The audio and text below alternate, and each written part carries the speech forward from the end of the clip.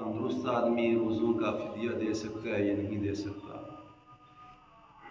एक आदमी तंदुरुस्त है लेकिन हालत उज़र की वजह से उसने रोज़ा तोड़ दिया है, शरई उज़र की वजह से, यानी बीमार है।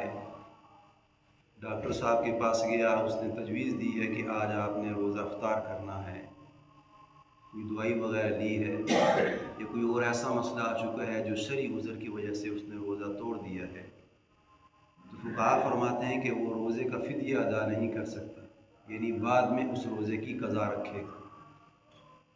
ये उसके लिए मसला है। लेकिन एक ऐसा मरीज़ है कि अब उसको ऐसी डॉक्टर साहब ने दवाई दी है कि जब तक आपकी ज़िंदगी है, 40 साल है, 60 साल है, जब तक आपकी ज़िंदगी है आपने इस दुआ का इस्तेमाल करना है। अगर आप इस दुआ का इस्तेमाल नहीं करेंगे तो आपके लिए ये मर्ज़ बढ़ जाएगा और मर जाने का भी ख़दशा है। या डॉक्टर साहब की तजवीज़ के मुताबिक उसने ऐसी दुआ तजवीज़ कर ली है कि ये आपने जब तक आपकी ज़िंदगी बाकी है आपने इस दवाई को इस्तेमाल करना है। अगर आप दवाई का इस्तेमाल नहीं करेंगे तो मर्ज़ बढ़ जाने का खौफ और ख़दशा है। तो फुक़हा फरमाते हैं कि ऐसा मरीज़ आदमी रोज़े का फ़िदिया अदा कर सकता है, इसलिए कि डॉक्टर साहब ने उसको ये मशवरा दिया है।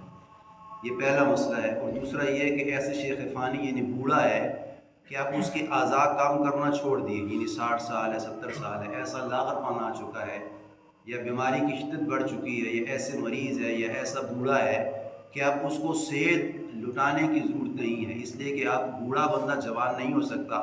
एक बंदा कमज़ोर हो चुका है, 60 साल 70 साल का हो चुका है, अब उसके आज़ा काम करना छोड़ दिए हैं। अगर वो रोज़ा रख रहा है तो बुढ़ापे का गलबा है, नखीफ़ नतवा कमज़ोर है, तो फुक़हा फरमाते हैं कि ऐसे बूढ़े शेख फ़ानी के लिए रोज़े का फ़िदिया जायज़ है। अब रोज़े के फ़िदिये की मिक़दार क्या है, तो फुक़हा फरमाते हैं कि जितना सदक़ातुल फ़ितर है, यानी जो हम ईद के मौके पे या रमज़ान में सदक़ातुल फ़ितर अदा करते हैं, यानी पौने 2 सेर या 2 सेर गल्ले के हिसाब से वो फ़िदिये की रकम अदा करेगा। ये चाहे मर्द है या चाहे औरत है, लेकिन ये वो है जो ऐसा मर्ज़ है कि बाद में बढ़ जाने का खौफ है, ये ऐसा बूढ़ा है कि जिसको अब वापस सेहत आने की उम्मीद नहीं रही है।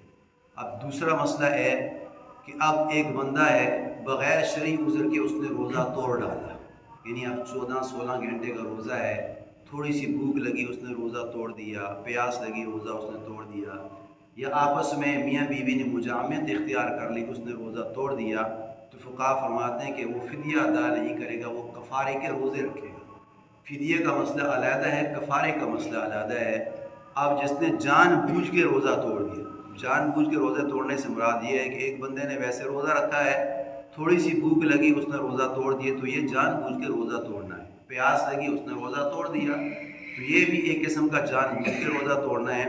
तो फुक़हा फरमाते हैं कि वो कफ़ारे के रोज़े रखेगा। कफ़ारे के रोज़े से मुराद ये है कि अब रमज़ान के महीने में वो कफ़ारे के रोज़े अदा नहीं कर सकता, इसलिए कि रमज़ान का महीना चल रहा है। अब रमज़ान के महीने में उसने 5वां रोज़ा तोड़ दिया, 8वां रोज़ा तोड़ दिया, 10वां रोज़ा तोड़ दिया, यानी जानबूझ के तोड़ा है। अब हर बंदे को अपना मालूम है कि मैंने रोज़ा किस वजह से तोड़ा है, मस्तूरात ने किस वजह से तोड़ा है, जवान ने किस वजह से तोड़ा है।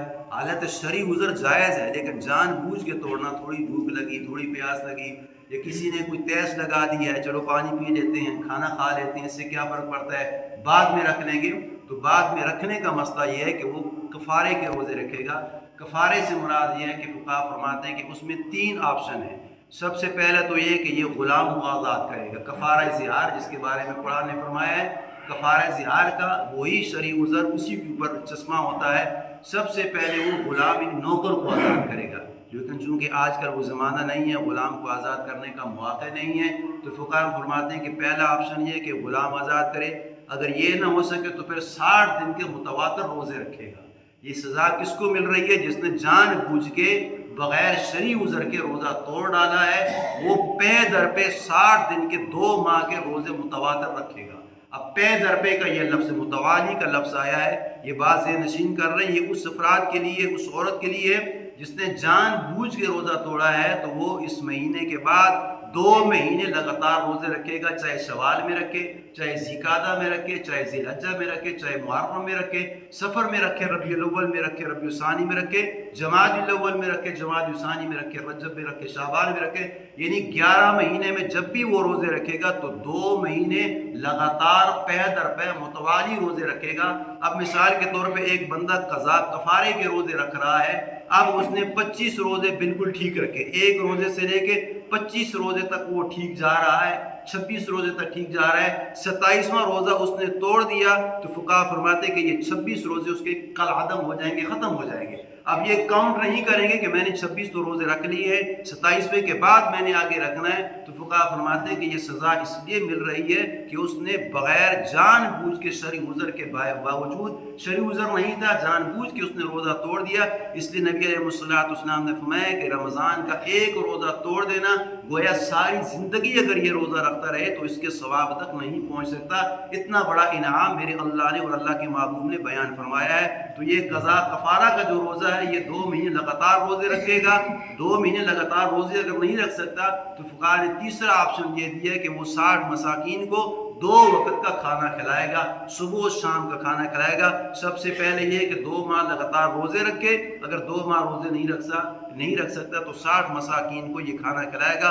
اور تیسرا مسئلہ یہ ہے کہ اب یعنی ایک بندہ ہے وہ روزہ نہیں رکھ سکا، یہ 2 چیزیں ایسی ہیں کہ اس کا کفارہ، اس کا فدیہ کوئی دوسرا نہیں دے سکتا۔ مثال کے طور پہ اگر میں نے نماز نہیں پڑھی ہے یا میں نے روزہ نہیں رکھا ہے تو میں کہتا ہوں کہ میری جگہ میرا بیٹا جوان ہے وہ روزہ رکھ لے، تو فقہا فرماتے ہیں کہ جس طرح نماز پڑھنا اپنے نفس کے لیے فرض ہے، اس طرح روزہ رکھنا بھی اپنے نفس کے لیے فرض ہے۔ میرا روزے کی قضا میرا بیٹا، میری بیوی، میرا ماں، میرے باپ ادا نہیں کر سکتا۔ اسی طرح نماز کی جو قضا ہے وہ میرا بیٹا، بیوی، ماں باپ نہیں ادا سکتا۔ یہ 2 چیزیں ایسی ہیں کہ یہ خود ہی اس نے توڑے ہیں، خود ہی رکھے گا۔